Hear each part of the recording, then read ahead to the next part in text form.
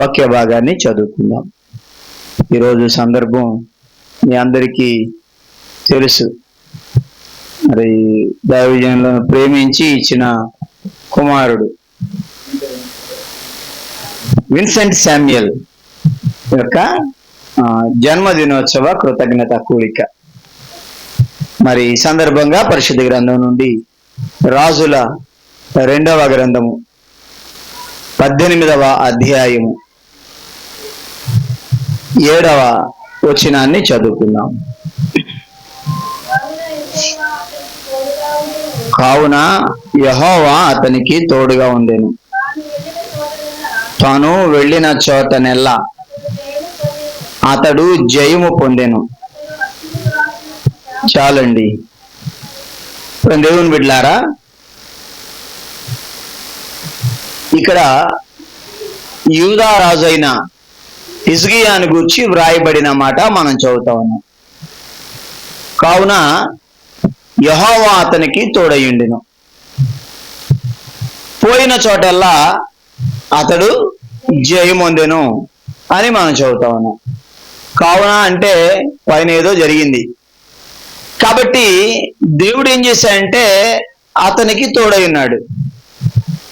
దేవుడు తోడై ఉన్నాడు కనుక ఏం జరిగిందంటే వెళ్ళిన చోటల్లా జయం పొందాడు. ఎక్కడికి వెళ్ళినా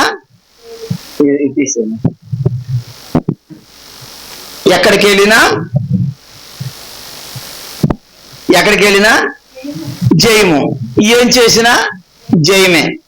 మనం చాలా మంది ఇలా చెప్తూ ఉంటాం, ఏం చేసినా కలిసి రావట్లేదండి అనే మాట. మీరు ఇప్పుడు విన్నారా? ఏం చేసినా కలిసి రావట్లేదండి అనే మాట. కానీ హిజ్కియా ఎక్కడికి వెళ్ళినా ఏం చేసినా జయమే. అలా జయం పొందుకోవడానికి కారణం ఏంటంటే యెహోవా అతనికి తోడైనాడు. యెహోవా అతనికి తోడైనాడు కనుక ఎక్కడికి వెళ్ళినా ఏం చేసినా జయం పొందాడు. దేవుడు అతనికి తోడై ఉండడానికి గల కారణం ఏంటి? ఈ అధ్యాయంలో ఈ పై వచనాల్లో 3 విషయాలు రాయబడ్డాయి. ఆ 3 విషయాలు హిజ్కియా గురించి మీరు చెప్పండి అంటే నాకంటే ఎక్కువ విషయాలు మీరే చెప్తారు. ఇక్కడ రాయబడిన 3 విషయాలు ఏంటి అంటే, ఒకటి, అతడు తన దేవుడైన యెహోవా దృష్టికి పూర్ణముగా నీతిని అనుసరించెను అని రాయబడింది. ఎన్నో వచనంలో ఉంది? 3వ వచనంలో ఉంది. దేవుని బిడ్డలారా, అతని గురించి ఇంకో మాట రాయబడింది, అతనితో సమానమైన విశ్వాసం కలిగిన వాడు ఇంకెవరూ లేరని. అది 5వ వచనంలో రాయబడింది. 5వ వచనం చదివితే ఒకసారి 5వ వచనం చదవండి. అతడు ఇశ్రాయేలీయుల దేవుడైన యెహోవా యందు విశ్వాసం ఉంచెను. అతని తరువాత వచ్చిన యూదా రాజులలో, అతని పూర్వీకులైన రాజులలో అతనితో సమానమైన వాడెవడో ఒకడును లేడు. అంటే విశ్వాస విషయంలో ఇక హిజ్కియాతో సమానమైన వాడు ఇంకో రాజు ఎవరో లేరు. అంటే మనకేమర్థమవుతుందంటే హిజ్కియా దేవుని యందు విశ్వాసం ఉంచాడు. హిజ్కియా యెహోవా దృష్టికి పూర్ణముగా నీతిని అనుసరించి నడుచుకున్నాడు కాబట్టి దేవుడు ఏం చేశాడు అంటే అతనికి తోడైనాడు. అతనికి తోడైనాడు కనుక ఎక్కడికి వెళ్ళినా జయం కలిగింది. ఇక 3వ విషయాన్ని మనం గమనిస్తే 6వ వచనంలో రాయబడింది, అతడు యెహోవాతో హత్తుకొనెను, ఆయనను వెంబడించుటలో వెనుక తీయక ఆయన మోషేకు ఆజ్ఞాపించిన ఆజ్ఞలన్నింటినీ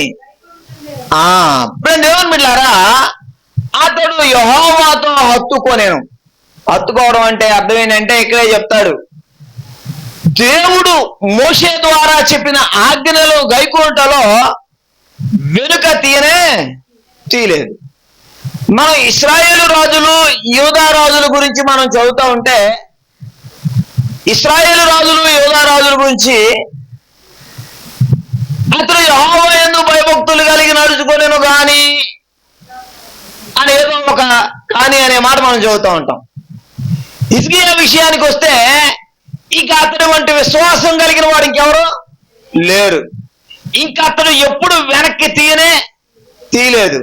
అతడు దేవుని దృష్టికి పూర్ణంగా నీతిని అనుసరించి నడుచుకున్నాడు. కాబట్టి ఏం జరిగింది అంటే దేవుడు అతనికి తోడై ఉన్నాడు. దేవుడు అతనికి తోడై ఉన్నాడు గనుక జరిగింది ఏంటి అంటే అతను ఎక్కడికి వెళ్ళినా జయాన్ని పొందుకున్నాడు.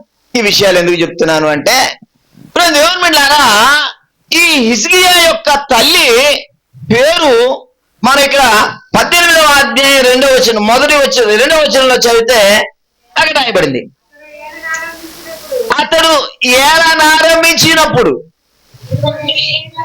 25 ఏండ్ల వాడై యెరూషలేమునందు 29 సంవత్సరములు ఏలెను.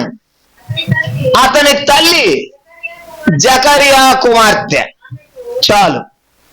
దేవుని బిడ్డారా, ఆవిడ పేరు కూడా రాయబడిందిగా అభి. మీరు చదవబోయేది, నేను చాలా అనపోతే చదివేవాళ్ళు. దేవుని బిడ్డారా, మనం గమనించాలి, హిజ్కియా యొక్క తల్లి ఎవరు అంటే ప్రవక్త అయినటువంటి జకరియా కుమార్తె. ఇక తల్లి ఏం చేసింది అంటే తండ్రిని మనం జ్ఞాపకం చేసుకుంటే తండ్రి కొంత మట్టుకు దేవుని యందు భయభక్తులు కలిగి ఉన్నాడు కానీ పూర్తిగా దేవుని యందు భయభక్తులు కలిగిన వాడు మాత్రం కాదు అని రాయబడింది. అంటే అతడు చూసి ఎవరిని చూసి నేర్చుకోవాలి? తండ్రిని చూసి నేర్చుకోవాలి, లేకపోతే తల్లిని చూసి నేర్చుకోవాలి. వాళ్ళ నాన్న దేవుని యందు అంత భయభక్తులు కలిగిన వాడు కాదు, కానీ అతని తల్లి ప్రవక్త అయినటువంటి జకరియా కుమార్తె. ఆవిడ ఏం చేసిందంటే తన కుమారుడు ఎలా నడుచుకోవాలో అలా తన కుమారుడికి నేర్పించింది.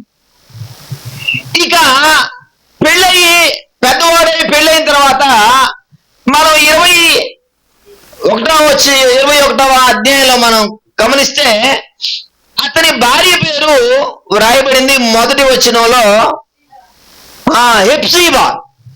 హెప్సీబా అంటే ఈవిడ ప్రవక్త అయిన యెషయా యొక్క పెంపుడు కూతురు. పెళ్ళయిందాకేమో తల్లి భయభక్తుల్లో పెంచింది, పెళ్ళైన తర్వాత ఏమో భార్య అతన్ని నడిపించి ఉంటుంది. మనం గమనిస్తే బైబిల్లో ఓ రాజును గూర్చి వ్రాయబడింది. అతడు దైవజనుడు, అతనికి సలహా ఇచ్చినంత కాలం అతను ఏం చేశాడంటే దేవుని యందు భయభక్తులు కలిగి ఉన్నాడు. ఆ తర్వాత అతడు తప్పిపోయాడు. అంటే ఓ మనిషికి సలహా ఇచ్చేవాళ్ళు మంచి వాళ్ళు అయితే ఏమవుతారంటే వాళ్ళు క్రమంగా ఉంటారు. కాబట్టి హిజ్కియా జీవితాన్ని మనం జ్ఞాపకం చేసుకుంటే హిజ్కియా పెద్దవాడయ్యే వారికేమో తల్లి దేవుని యందు భయభక్తులతో పెంచింది. పెద్దవాడై పెళ్ళైన తర్వాత ఏమో భార్య అతన్ని సరైన మార్గంలో నడిపించింది. బైబిల్లో మనం చాలా మందిని చూస్తూ ఉంటాం. ఇశ్రాయేలు రాజైన అహాబుని చూస్తూ ఉంటాం. ఈ అహాబు ఎటువంటి వాడంటే భార్య చెప్పినట్టు చేశాడు. ఇక దేవునికి వ్యతిరేకంగా ఎంత దుర్మార్గంగా నడవాలో అంత దుర్మార్గంగా నడిచినటువంటి వాడు అహాబు. అలా తప్పిపోవడానికి కారణం ఏంటంటే ముఖ్యమైన కారణం భార్య, అహాబు భార్య అయినటువంటి ఎలిజబెత్. కాబట్టి నేను ఈ సందర్భాన్ని ఎందుకు చెప్తున్నాను అంటే పిల్లలు దేవుడు మనల్ని ప్రేమించి మనకిచ్చిన పిల్లలు దీవించబడాలి అంటే, దేవుడు మనల్ని ప్రేమించి మనకిచ్చిన పిల్లలు దేవుని యందు భయభక్తులు కలిగి ఉండాలి అంటే స్త్రీ పాత్ర చాలా ప్రాముఖ్యమైంది, తల్లి పాత్ర చాలా ప్రాముఖ్యమైంది. ఎందుకంటే మనందరికీ తెలుసు తల్లి ఒడి మొదటి బడి, అంతేనా? కాబట్టి పిల్లలకి మనం ఏం నేర్పించాలి అంటే వాళ్ళు పాస్టర్ గారు వాళ్ళండి, వాళ్ళు ప్రార్థన చేస్తూ ఉంటారు, ఇవన్నీ మనకు తెలిసిన విషయాలే. నేను ఒకరోజు ఒక ఊరు వెళ్ళాను. ఆ ఊరు వెళ్ళి ఓ పాస్టర్ గారితో పనుండి సైకిల్ వేసుకెళ్ళి రోడ్డు మీద సైకిల్ పెట్టి పాస్టర్ గారు వెళ్ళి కొంచెం దూరం వాళ్ళ ఇంటికి వెళ్ళాలి. సరే సైకిల్ అక్కడ పెట్టి వెళ్దామని వెళ్తా ఉన్నాను. ఇద్దరు చిన్న పిల్లలు ఆడుకుంటా ఉన్నారు. వాళ్ళ వయసు ఎంత ఉంటుంది అంటే 2 సంవత్సరాలు లేకపోతే 2 సంవత్సరాలు ఉంటుంది. వాళ్ళిద్దరూ ఇసుకలో ఆడుకుంటున్నారు. వాళ్ళు ఇసుకలో ఆడుకుంటూ వాళ్ళు ఏం చేస్తున్నారంటే చెయ్యి పెట్టి ఇసుకలో గూడు కట్టి ఈ చెయ్యి బయటికి తీసి ఇద్దరు ఇలా కూర్చొని సేమీసయ్యా అంటున్నారు. ఏంట్రా పిల్లలు ఏదో అంటున్నారు, ఏదో ఆడుతున్నారా? నేను దగ్గరికి వెళ్ళాను. దగ్గరికి చూస్తే వాళ్ళు సేమీసయ్యా అంటున్నారు. అంటే నాకు అర్థమైంది వాళ్ళు క్షమించయ్యా అని ప్రార్థన చేస్తున్నారు. అంటే నేను అనుకున్నాను, నిజంగా వీళ్ళమ్మ ఎంత ప్రార్థనా పరురాలు అయి ఉండాలో అనుకున్నాను. సరిగా మాట్లాడు రానటువంటి పిల్లలు ప్రార్థన చేస్తున్నారంటే వాళ్ళు ఏం చూసుంటారు? వాళ్ళమ్మ ప్రార్థన చేసుకోవడాన్ని చూసుంటారు. వాళ్ళమ్మ ప్రార్థన చేసుకోవడం చూసుంటారు. కాబట్టి నేనేం చెప్తున్నాను అంటే పిల్లడు పెద్దవాడై ప్రయోజకుడు అవ్వాలంటే, దేవుడు తోడై ఉండాలంటే, ఆ పిల్లవాడు ఆశీర్వదించబడాలి అంటే ఏం చేయాలి అంటే మొదట తల్లి తండ్రి పిల్లవాడిని ఏం చేయాలంటే మనందరికి తెలిసి విషయాలన్నీ మనం దేవుని యందు భయభక్తులతో పెంచాలి. ఇలా చెప్తా ఉంటాం. దేవుని బిడ్డలారా, మనం చాలాసార్లు వింటాం కానీ చాలాసార్లు చెప్తాం కానీ చెయ్యం. ఆ తర్వాత వాళ్ళు పెద్దోళ్ళు అయిన తర్వాత తలబట్టుకుంటాం, నెత్తి నోరు బాదుకున్నా కూడా ప్రయోజనం ఏమీ లేదు. నేను పాస్టర్ గారి సాక్ష్యాన్ని చదివాను. ఆయన ఆ పాస్టర్ గారి పేరు జాన్ వెస్లీ. పాస్టర్ గారు తన ప్రార్థనా శక్తితో ఇంగ్లాండ్ దేశాన్ని కదిలించినటువంటి గొప్ప ప్రార్థనాపరుడు. వాళ్ళ తమ్ముడి పేరు చార్లెస్ వెస్లీ. ఈయన 9,000 పాటలు రాశాడు. 9,000 పాటలు రాశాడు. వీళ్ళ నాన్నగారు ఓ పేద పాస్టర్ గారు. అయితే ఆయనకి వాళ్ళు 20 మంది పిల్లలు. 20 మంది పిల్లల్ని పట్టించుకునేవాడు కాదు తండ్రి. ఈ పిల్లల్ని వదిలిపెట్టి ఇంకా ఆయన సేవ అంటూ ఎటో ఒకటి వెళ్ళిపోతా ఉన్నాడు. సరే తిండుండేది కాదు. పిల్లల ఆరోగ్య విషయాలు కూడా పట్టించుకునేవాడు కాదు. 20 మంది పిల్లల్లో 10 మంది పిల్లలు చనిపోయారు. 10 మంది పిల్లలు చనిపోయిన తర్వాత వాళ్ళమ్మ 10 మంది పిల్లల్ని పెంచింది. ఇప్పుడు 2 పిల్లల్ని పెంచాలి అంటే చాలా కష్టం. అంతేనా కాదా? పిల్లలు బడికి వెళ్ళాలంటే అమ్మ నీళ్ళు పోయాలి, నాన్న బ్యాగ్ సర్ది బాక్సులు పెట్టాలి. అంతేనా? అన్ని అమ్మే చేసే పరిస్థితి లేదు. అన్న తినిపించాలి, ఎన్నో చేయాలి. ఇక వాళ్ళు బడికి వెళ్ళేదాకా తల్లిదండ్రి కూర్చోడానికి కూడా తీరిక లేదు. అటువంటి ఆ రోజుల్లో ఆవిడ 10 మంది పిల్లల్ని కేర్ తీసుకుంది. 10 మంది పిల్లల్ని బడికి పంపించాలి, 10 మందికి అన్నం వండి పెట్టాలి, 10 మంది బట్టలు ఉతకాలి, 10 మందిని స్కూల్కి రెడీ చేయాలి. అంతేనా? ఇక ఆమెకి ఎంత పని ఉంటుందో అర్థం చేసుకోవాలి. అయితే ఆవిడ ఏం చేసేది అంటే ప్రతిరోజు ఒక్కో పిల్లడి కోసం ఒక్కో గంట సేపు ప్రార్థన చేసేది. 10 మంది పిల్లల కోసం ఎంతసేపు ప్రార్థన చేసింది? 10 గంటలు ప్రార్థన చేసింది. ఈ రోజుల్లో మనం గమనిస్తే 2 పిల్లలుంటే 2 పిల్లల కొరకు 2 పొదులు 20 నిమిషాలు ప్రార్థన చేసే తల్లిదండ్రులు ఉన్నారటరా? చాలా తక్కువ. అంటే మొదట మనం ఏం చేయాలి అంటే మన పిల్లల కొరకు మనం ప్రార్థన చేయాలి. ఆవిడ అలా ప్రార్థన చేసింది కాబట్టి ఆవిడ పిల్లలు ఒక దేశాన్ని కదిలించగలిగినటువంటి భక్తిపరులు అయ్యారు. దేవుని బిడ్డలారా, పరిశుద్ధ గ్రంథంలో మనం కూడా గమనిస్తే ఆ యోబు గ్రంథంలో యోబును గురించి వ్రాయబడి ఉంటుంది. ఈ విషయాలన్నీ మనకు తెలుసు. యోబు పిల్లలు ఎంతమంది? 10 మంది పిల్లలు. యోబు పిల్లలు పాపం చేశారేమోనని యోబు ఏం చేసేవాడు? ప్రతిరోజు దహన బలి అర్పించేవాడు. ఉదయకాలంలో లేచి దహన బలి అర్పించేవాడు. దహన బలి 10 మంది పిల్లల కోసం 10 దహన బలులు అర్పించాలి. ఒక్కో దహన బలి అర్పించడానికి ఎంత టైం పట్టుంటది? బలిపీఠాన్ని శుభ్రం చేయాలి, అంతేనా? బలిపీఠాన్ని శుభ్రం చేయాలి, బలి పశువుని తేవాలి, దాన్ని వధించాలి, అంతేనా? కట్టెలకు పేర్చాలి, కట్టెల మీద పెట్టాలి. ఇలా ఒక్కొక్క దహన బలి పశువుని అర్పించడానికి ఎంత టైం బట్టి ఉంటుంది అంటారు? మనం అనుకుంటే 1 గంట బట్టి ఉంటుంది అనుకోండి, అంతేనా? గంట సరిపోదు. ఇలా ప్రతిరోజు యోబు చేశాడు అంటే 10 మంది పిల్లల కోసం ఎన్ని గంటలు దహన బలి అర్పించి దేవునికి ప్రార్థన చేసి ఉండాలి, అంతేనా కాదా? మరి మన పిల్లల కోసం మనం ఎంతసేపు ప్రార్థన చేయగలుగుతున్నాం? మనం మన పిల్లల్ని ప్రేమిస్తాం, ఏ తల్లిదండ్రులు అయినా పిల్లల్ని ప్రేమిస్తారు. అయితే మనం గమనించాల్సింది ఏంటి అంటే, ప్రేమించడం మాత్రం సరిపోదు, వారి కోసం ప్రార్థన చేయాలి. ప్రార్థన చేస్తే వారు ప్రయోజకులు అవుతారు. 2 అన్నదమ్ములు మంచి సాక్ష్యం ఇచ్చారు ఒక పేపర్ ఇంటర్వ్యూలో. ఒక ఆయన ఇంజనీరు, ఒక ఆయన డాక్టర్. చాలా పేదరికంలో నుండి పుట్టి పెరిగినటువంటి వాళ్ళు, చదువుకున్న ప్రతి దాంట్లో కూడా వాళ్ళు ఫస్ట్ ర్యాంకులే. ఓ రోజు ఆయన అన్నదమ్ములు ఇద్దరిని ఇంటర్వ్యూ చేశారు, ఐఏఎస్ని, ఇంజనీర్ని. మీరేంటి ఇంత ప్రయోజకులు అవడానికి కారణం ఏంటి అంటే వాళ్ళు మాట చెప్పారు, ప్రార్థన చేసే తల్లిదండ్రులు కలిగిన కుమారులు ధన్యులు అని చెప్పాడు. అంటే ప్రార్థన చేసే తల్లిదండ్రులు ఎవరికైతే ఉంటారో ఆ పిల్లలు మాకులాగా ఉంటారని. అంతేనండి. మొదట మనం ఏం చేయాలి అంటే ప్రార్థన చేయాలి.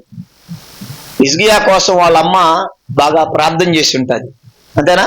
ఎందుకంటే ప్రవక్త కుమార్తె కాబట్టి తన కుమారుడు కోసం బాగా ప్రార్థన చేసి ఉంటుంది. తండ్రి దేవుని యందు అంత భయభక్తులు కలిగిన వాడు కాకపోయినప్పుడు కూడా తల్లి మాత్రం కుమారుని దేవుని యందు భయభక్తులతో పెంచింది. చాలా మంది రాజులు ఒకవేళ ఏదైనా పొరపాటు చేస్తే దేవుడు గద్దించినా కూడా తిరగనటువంటి వారు ఉన్నారు. వారిలో సొలొమోను ఒకడు, అంతేనా? సొలొమోను ఒకడు. ఇలా కొంతమంది రాజులు ఉన్నారు, దేవుడు గద్దించినా కూడా తిరగనటువంటి వారు. ఆసా ఒకడు. ఇలా కొంతమందిని చెప్పుకుంటా పోతా ఉంటే ఉన్నారు. కానీ హిజ్కియా అంట దేవుని దృష్టికి గర్వంగా ప్రవర్తించాడంట. దేవుడు గద్దించగానే హిజ్కియా గుణపడ్డాడు, అంటే తన తప్పు తెలుసుకున్నాడు, పశ్చాత్తాపడ్డాడు దేవుని దగ్గర. అంటే మనం గమనించాల్సింది ఏంటి అంటే, ఒకవేళ పొరపాటు చేసినా కూడా గుణపడే విధంగా అతని హృదయాన్ని వాళ్ళ అమ్మ అలా పెంచింది. హిజ్కియాని గురించి మనం చెప్పాలంటే ఇంక హిజ్కియా ప్రార్థనా పరుడని, లేకపోతే హిజ్కియా చాలా విషయాలు మనం చెప్తా ఉంటాం. కానీ మనం ఇక్కడ గమనించాల్సింది ఏంటి అంటే, ఈ అధ్యాయంలో చెప్పబడిన 3 విషయాలు గమనిస్తే ఎలా ఉంది హిజ్కియా జీవితం అంటే, ఆయన ఎక్కడికి వెళ్ళినా సరే, ఏం చేసినా సరే దేవుడు అతనికి తోడుగా ఉన్నాడు. ఓ రోజు నేను ఒక మంచి సాక్ష్యాన్ని విన్నాను. అదేంటి అంటే, ఒక కుటుంబంలో భార్యాభర్తలు ఎదురున్నారు. వాళ్ళకు ఒక పిల్లవాడు, వాడి పేరు జిమ్ము. తల్లిదండ్రులు ఇద్దరు వాడికి 12 సంవత్సరాల వయసు వచ్చేవరకే చనిపోయారు. ఇక వీడికి ఎవరు లేరు, అనాథ. వీడు ఈ వయసులోనే 12 సంవత్సరాలు 13 సంవత్సరాల వయసులోనే పనికి వెళ్తా ఉండేవాడు. బొగ్గు గనుల్లో పనికి వెళ్తా ఉండేవాడు. ఆ రోజుల్లో బొగ్గు గనుల్లో పనికి వెళ్తా ఉండేవాడు. వెళుతూ వెళుతూ మధ్యాహ్నం అక్కడ చర్చి ఉంటే వాడు చర్చిలోకి వెళ్ళి వాడికి ప్రార్థన రాజు ఇలా చెప్తాడు, తండ్రి దేవుడా, నువ్వే నాకు తల్లివి, నువ్వే నాకు తండ్రివి, నువ్వే నాకు అన్ని అని చెప్పి వెళ్ళిపోతా ఉంటాడు. వాడు రోజు 1 గంటకి చర్చిలోకి వస్తాడు. వీడు ఇలా రోజు రావడాన్ని చూసి పాస్టర్ గారు ఆయన అనుకున్నాడు, ఇదేంట్రా చర్చిలోకి వచ్చి వెళ్తున్నాడు, ఏమైనా దొంగతనం చేస్తున్నాడా ఏంటి? ఎవరు లేని అనాలి కదా, వాడికి శుభ్రం ఇవన్నీ తెలియదు, నీట్గా ఉంటాయి, ఇవన్నీ చేసేది ఎవరో అనుకుంటా ఉండేవాడు. ఓ రోజు పిలిచి వాడిని అడిగాడు, ఏంట్రా నువ్వేంటి చర్చిలోకి వస్తున్నావు, రోజు వచ్చి వెళ్తున్నావు, తీసుకెళ్తున్నావా ఏంటి అని అడిగాడు. అయ్యా లేదయ్యా ప్రార్థన చేసుకొని వెళ్తా అన్నాడు.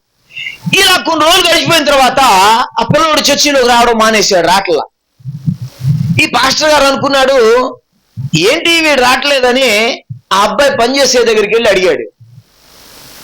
ఏమడిగాడంటే, అయ్యా ఇక్కడ జిమ్ అనే పిల్లవాడు ఉండాలి, ఇక్కడ పనిచేస్తూ ఉంటాడు, ఆ పిల్లవాడు పనికి రావట్లేదా అంటే వాళ్ళు చెప్పారు, అయ్యా మీకు తెలీదా, ఆ గని ప్రమాదంలో పిల్లోడికి బాగా దెబ్బలు తగిలిని సీరియస్ కేసులో హాస్పిటల్లో ఉన్నాడు, మీకు తెలీదా అని చెప్పారు. సరే ఈయన హడావుడిగా పాస్టర్ గారు ఆ అబ్బాయి దగ్గరికి వెళ్ళాడు. ఆ అబ్బాయిని చూసి రావడానికని వెళ్ళాడు.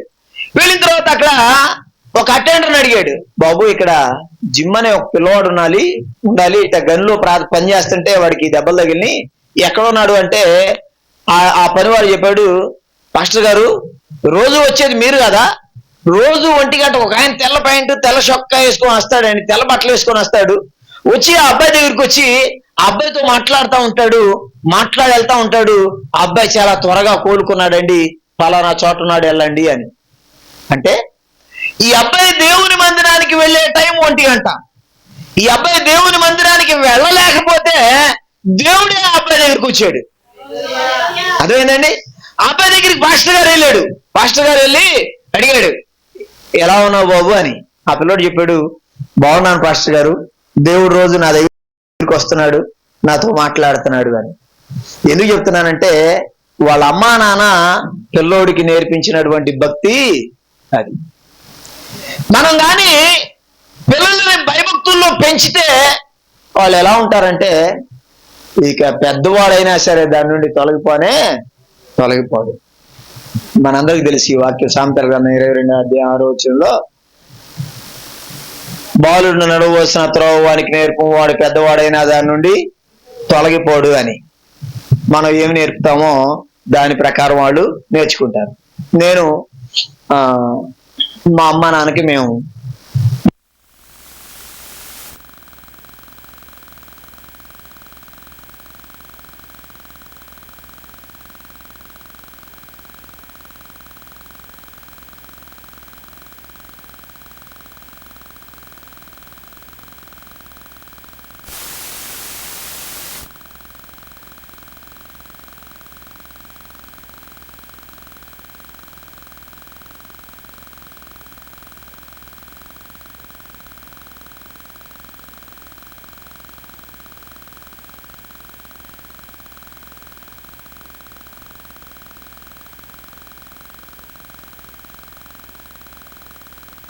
కారణం ఏంటంటే చిన్నప్పుడు సండే స్కూల్కి వెళ్ళిన అలవాటు. 5వ తరగతి దాకే సండే స్కూల్కి వెళ్ళా. 5వ తరగతి తర్వాత సండే స్కూల్కి వెళ్ళాల. మళ్ళీ 10th క్లాస్ అయిపోయిన తర్వాత నేను మారు మనసు పొందేదాకా మళ్ళీ చర్చికి వెళ్ళాల. కానీ ఏ దురలవాట్లు అబ్బకపోవడానికి కారణం ఏంటంటే మా సండే స్కూల్లో ప్రతిరోజు చెప్పేవాళ్ళు, ఏసై పిల్లలు మనం అబద్ధం చెప్పకూడదు, మనం సినిమాలు చూడకూడదు, మనం బూతులు తిట్టకూడదు అని చెప్తూ ఉండేవాళ్ళు. అప్పుడు వేసిన బీజం ఏమైందంటే పెద్దవాళ్ళమైనప్పుడు కూడా అది పోలేదు. నేను గుంటూరు ఏసీ కాలేజీలో చదువుకున్నాను. నేను ఏసీ కాలేజీలో చదువుకునేటప్పుడు ఇప్పుడు సినిమాల్లో కాలేజీల్లో రౌడీజం ఎలా ఉంటుందో అలా ఉంటుందో మా ఏసీ కాలేజీలో. ఓ మంచి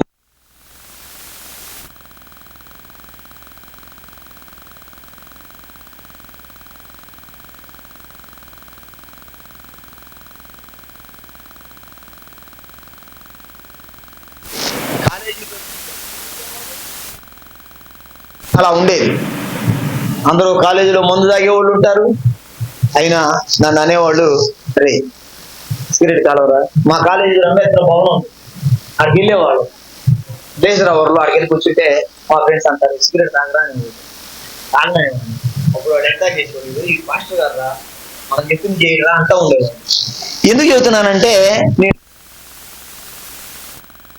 చిన్నప్పుడు సండే స్కూల్లో మాకు ఏ బీజం అయితే వేశారో, ఏదైతే నేర్పించారో అది పెద్దవాళ్ళమైనా కూడా తప్పిపోకుండా నిలబెట్టగలిగింది. అంటే నేనేం చెప్పదలుచుకున్నానంటే పిల్లలకి మనం చిన్నప్పుడు ఏమి నేర్పుతామో వాళ్ళు దాన్ని నేర్చుకుంటారు. రెండోది, పిల్లల కోసం మనం ఏం చేయాలంటే ప్రార్థన చేయాలి. నేను చాలామంది సేవకుల దగ్గర ఈ విషయాలు చెప్తాను, మీ దగ్గర కూడా చెప్తాను.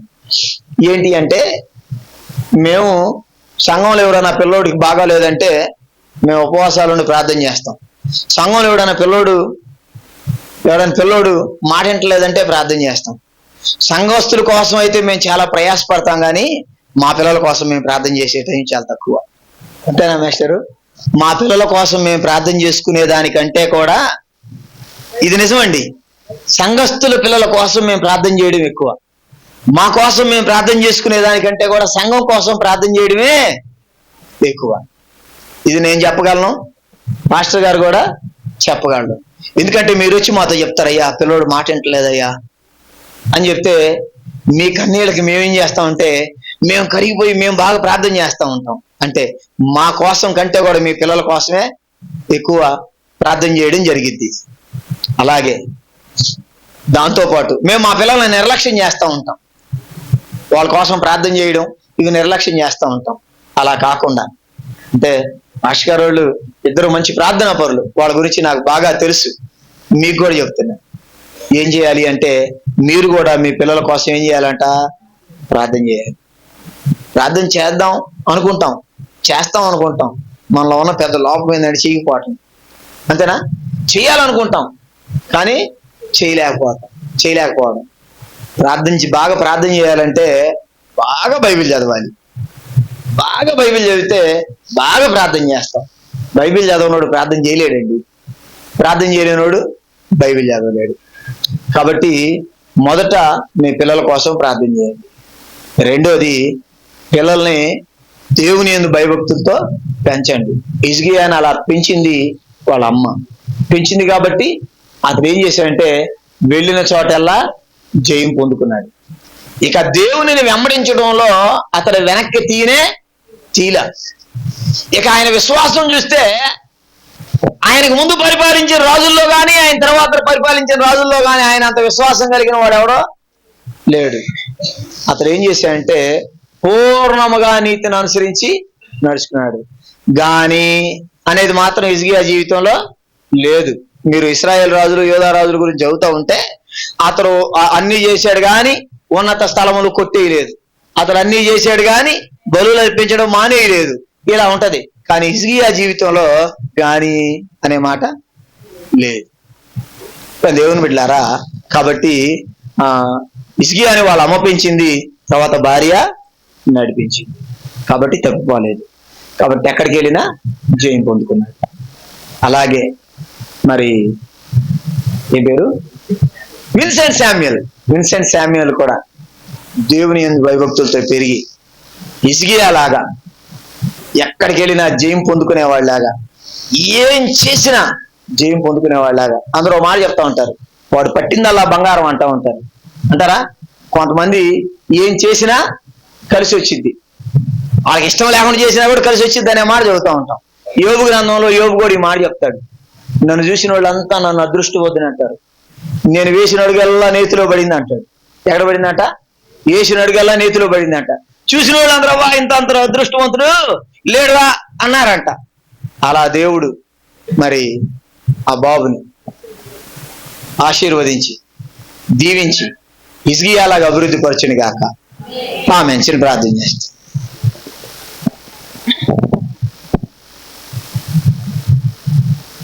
పరిశుద్ధుడు అయిన తండ్రి, వందనాలు చెల్లిస్తుంది.